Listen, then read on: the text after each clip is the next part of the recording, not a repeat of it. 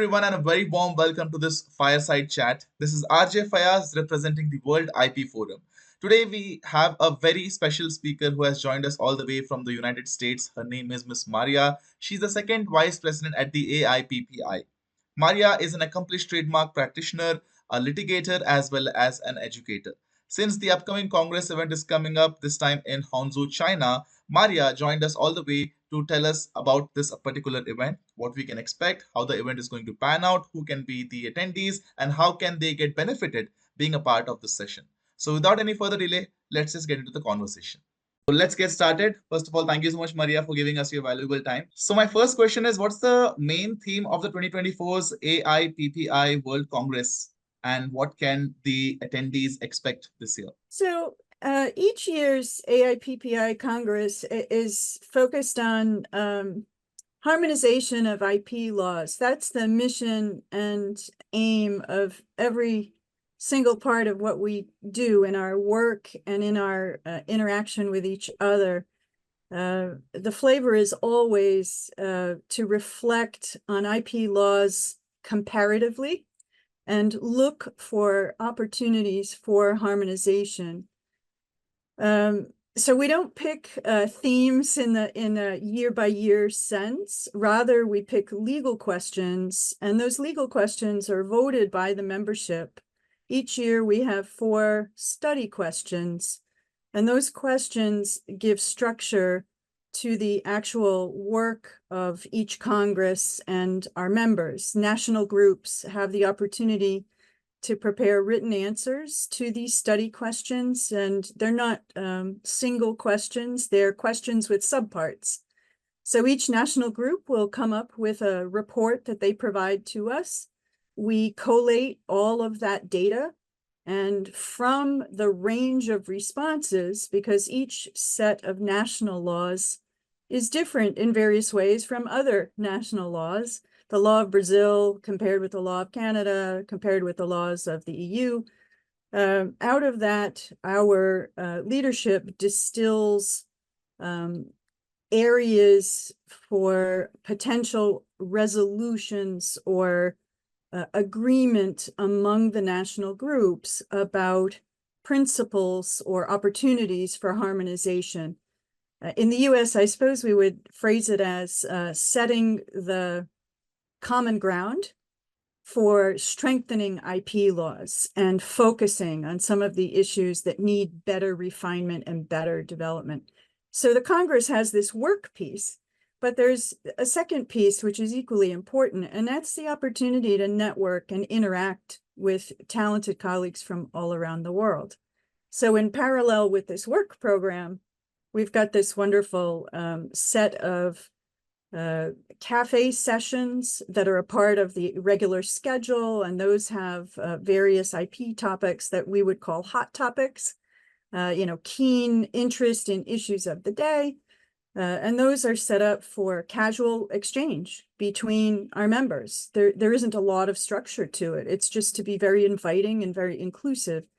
And then we have social aspects to our programming, which are terrific.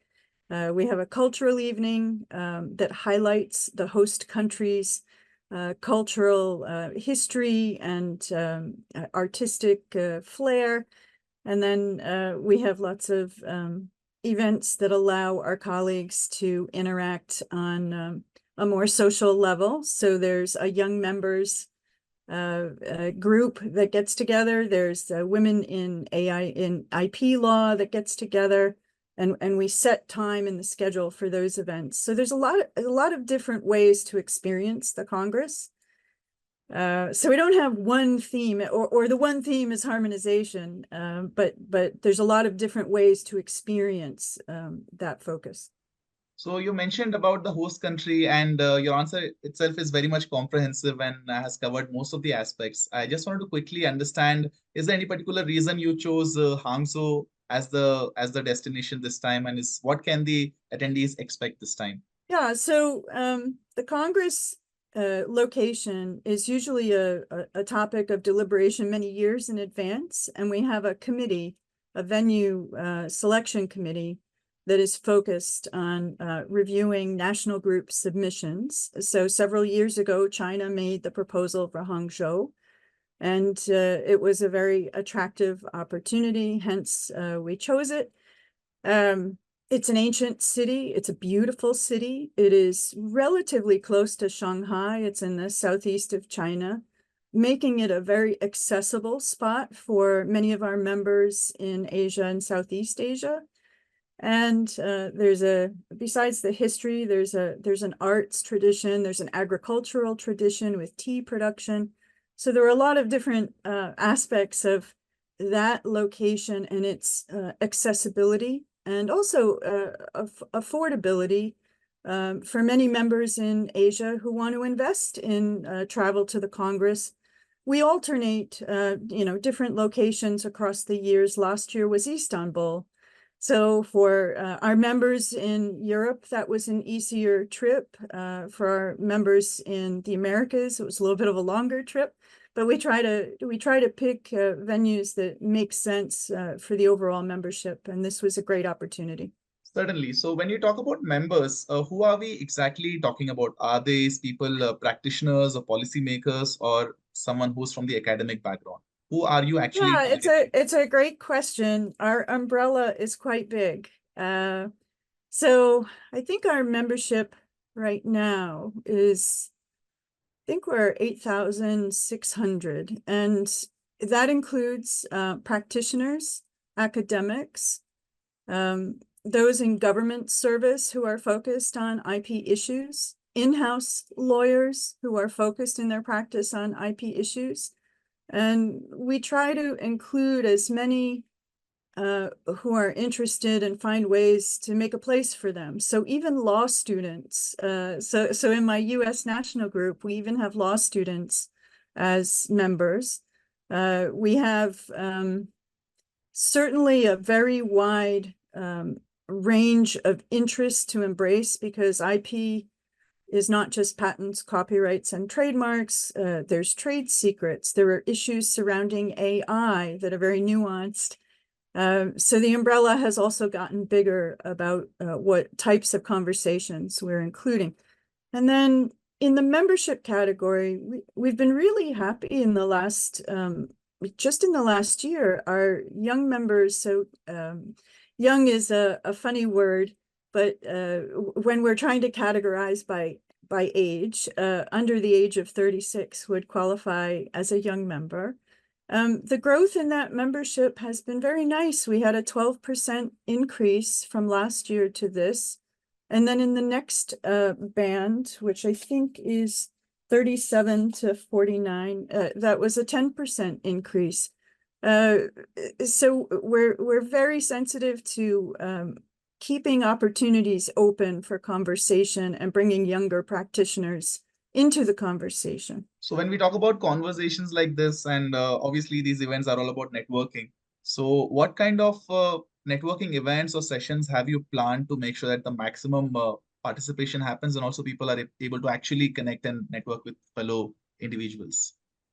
Yeah, so each year the Congress, we do put some structure into the program for some of the networking opportunities, and then there are other less structured aspects. So after the Congress opens, we have an opening reception, and it's basically open to everybody.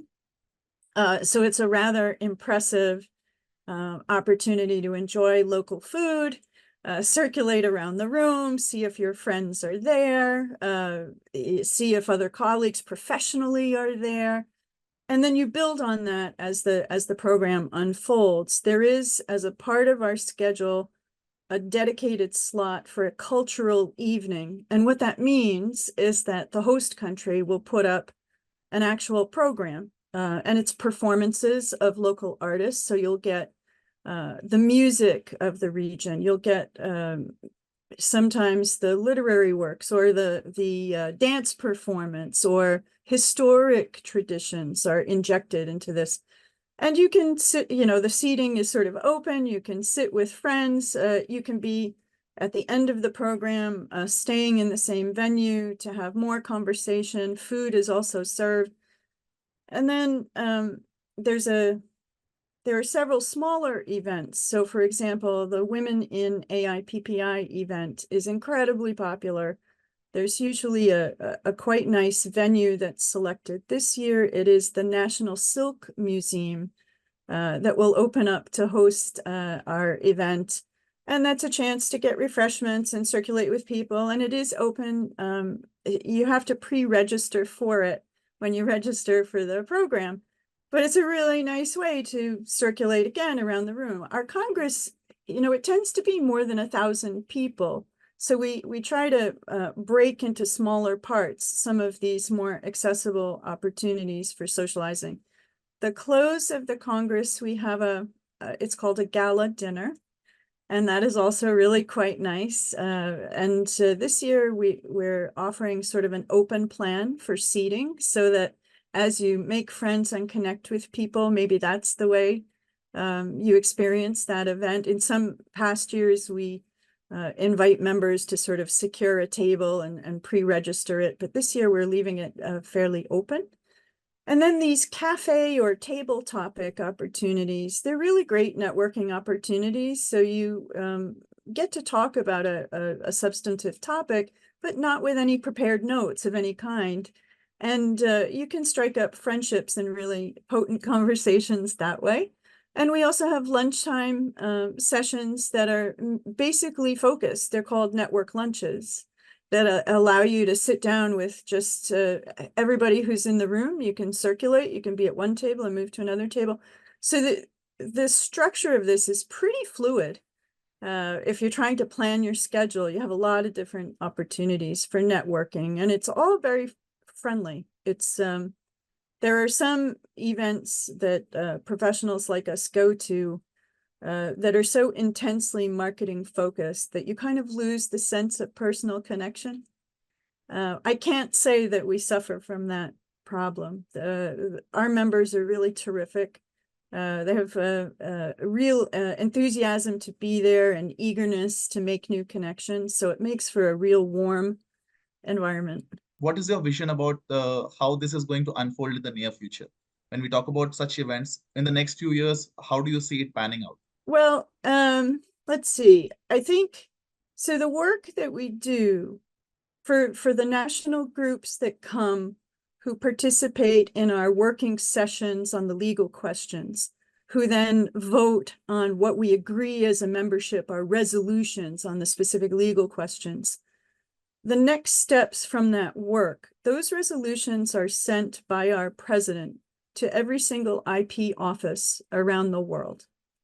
And for countries that are examining what is a next step on a hot issue, they fundamentally have a white paper from our association that represents 30 to 40 and sometimes 50 national views about a legal issue. And we do make available on request the supporting individual national reports if that request is made to us. So in that way, there's a neutrality and a focus on quality that is pretty unique for IP associations, and we're very proud of it. So what we hope and what we see, and the reason why we work so hard, is for those resolutions to, number one, continue to push the quality dialogue about how to solve these legal problems. Whether these are legal problems having to do with strong differences in national law, or whether it has to do with the law has not caught up yet to technology, and how do we inject some energy into the pace for getting better laws out there that will provide IP protection. That's the goal, because I think we, as a membership, and I know from the leadership, we believe that protection of IP indeed spurs not just innovation, but economic growth and success that expands into the social fabric of how we live our day-to-day life. So it's a pretty important mission, but we do it in a very balanced, very neutral way. No one national view dominates over any other. And we hash it out, we politely debate it. during our Congress, and we're proud of what we get to as a solution. So in the next 1 to 2 years, we always look for that forward motion. And as an association, we stay closely connected and in dialogue with leading associations and non-government organizations who highlight these IP discussions. So we stay in contact with WIPO, we stay in contact with the EPO, we stay in contact with the US Patent and Trademark Office, the Chinese IP offices, the Korean and Japanese IP offices, etc. It's actually a rolling dialogue, and these work product, these resolutions foster that continued discussion.